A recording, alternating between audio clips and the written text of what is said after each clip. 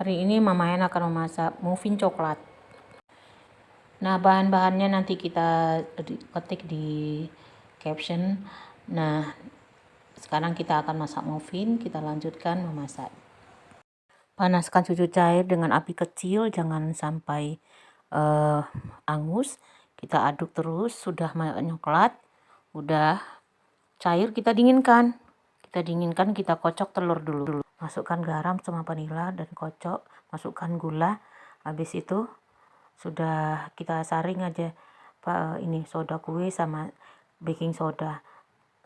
Saring tepung, saring kokoa, sudah bersatu, kita masukkan adonan tadi yang panas.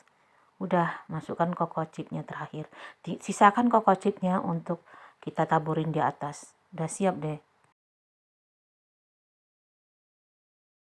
Nampaknya sudah tinggi.